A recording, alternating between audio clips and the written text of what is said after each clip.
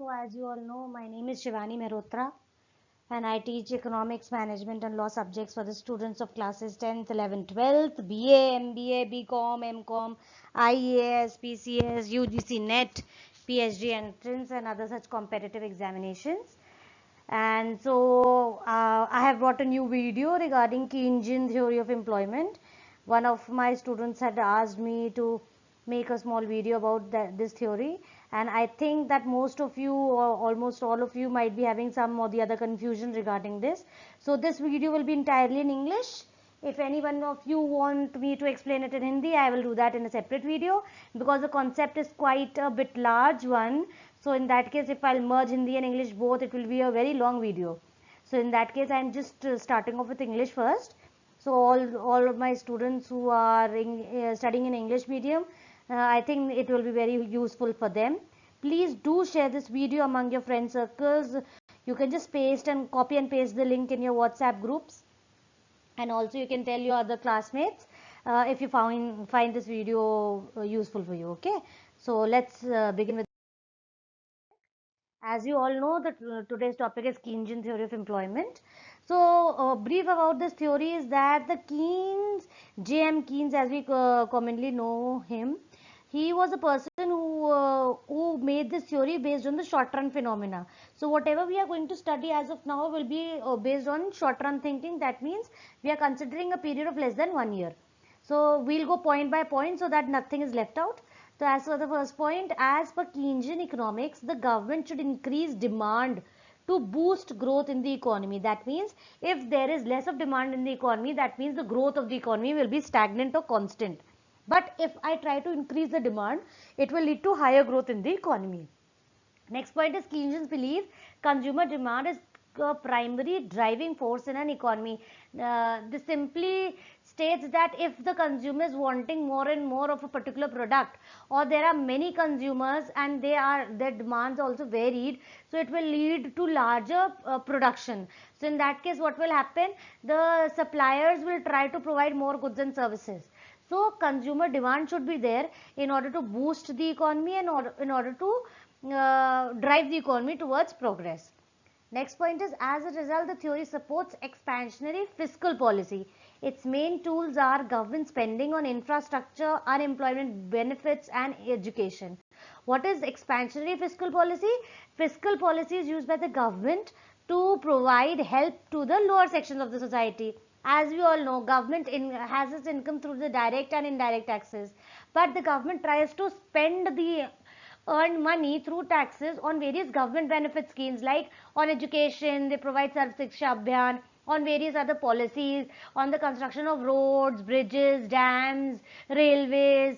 So when the government is spending such a lot of money, that means they are giving it to laborers, who are in turn giving their services to in order to build metro, in order to build the railway platforms, in order to make roads. So again, the excess of money that is in the hands of the government will go on to the hands of the laborers. And what will the laborers do? They will again increase demand. Why? They will have demand for more food items, they will have demand for more clothing, they will have more demand for other eatables. So in that case, what will happen? The increased flow of money in the economy will result in expansionary fiscal policy. I hope up till now I am very clear. Okay, next. Keynes said that government spending was necessary to maintain full employment level in the economy. As we all know, if anybody is willing to work and is unable to find work, that means that person is unemployed. Okay, so when the government steps in and they try to see, okay, all those who are willing to work should be able to find work, that is a situation of full employment in the economy.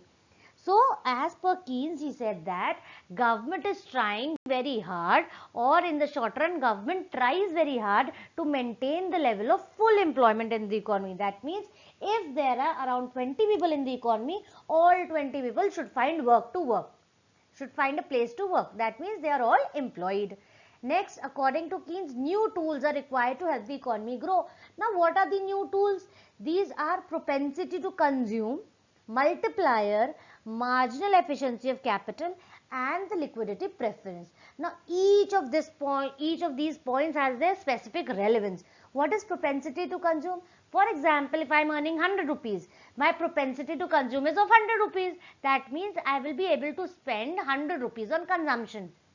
But this does not happen in real life. What we do, if we earn 100 rupees, we try and save 20 rupees and spend 80 rupees, meaning we use the entire 80 rupees in order to benefit ourselves from eatables, clothing, shelter and every entertainment, and we keep aside around rupees 20 in order to save for a future uncertainty. What is multiplier effect? When I have a certain amount of money, I invest in bank. The banks create credit. It multiplies, meaning whatever amount is saved in the economy, it is reinvested in the economy. So again, it will give a multiplier effect.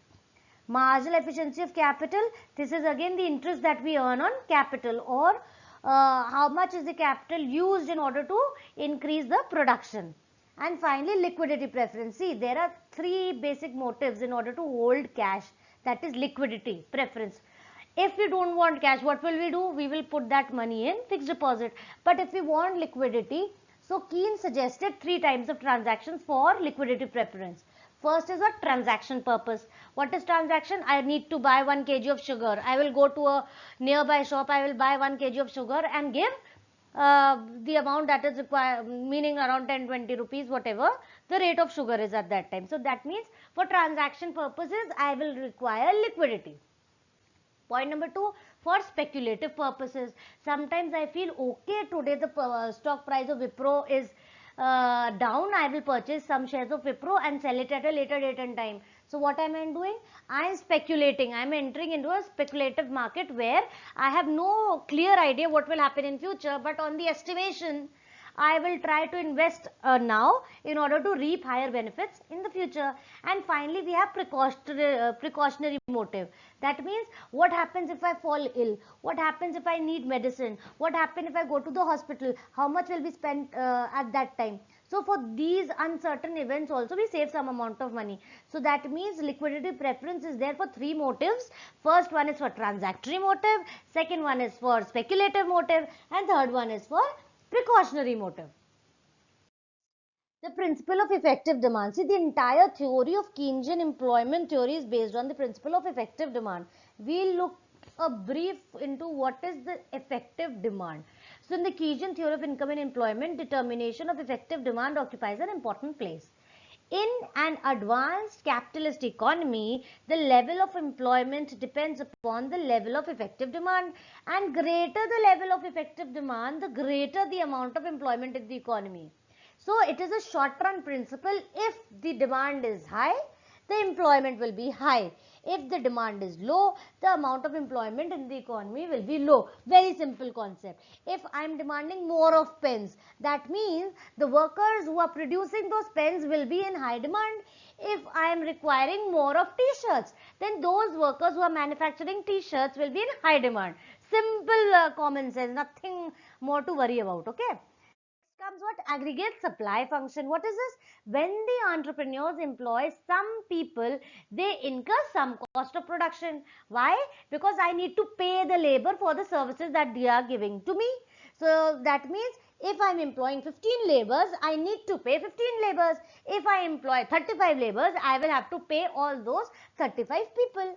So if the proceeds obtained from the sale of output produced by a certain number of people employed is greater than the cost of production incurred, it will be worthwhile to employ them. Simple concept. If I am employing 20 people, I am paying 100 rupees to each individual, and if I am able to sell the product that they are producing at a higher price and incur some amount of profit, then I will employ these people. Simple. If I am paying a labor 10 rupees and with those 10 rupees that labor is producing 5 pens, if I am able to sell those pens at an amount that is greater than 10, that means it is useful for me to employ that labor for 1 day. Why? Because he is able to produce such amount of goods which I am able to sell more than the salary I am paying to him. Okay. The cost of production incurred on the employment of certain number of laborers must be received by the entrepreneur, otherwise he will not produce, and provide employment to the labor. If I am incurring losses while employing more and more people in my organization, and I am not having any bit of profit or any other benefit, in that case I will not employ those people. And simply this concept is known as aggregate supply function. All whatever products, goods and services I am able to give to my customers by employing more and more labor, and thus earning profit out of those services. Next is the aggregate supply is determined by the physical and technical conditions prevailing in the economy. Again, if there are no laborers to work for me, then I will not be able to employ any of the such laborers. Technical conditions mean if I need more of software engineers, more of people who are computer savvy, more of people who have specific skill, then my entire employment thing or the scheme will run about all those technical features. The quantity and quality of labor, the stock of capital, the raw materials available in the economy, and the state of technology. All these small bits will determine how many people I am employing and what level of skills do I require for those people. As these changes or as production technologies improved, AS curve will also change. What is AS? Aggregate supply curve will also change if any of the production technology is changed, because see, we will require new set of people for new set of technology that is coming in the market.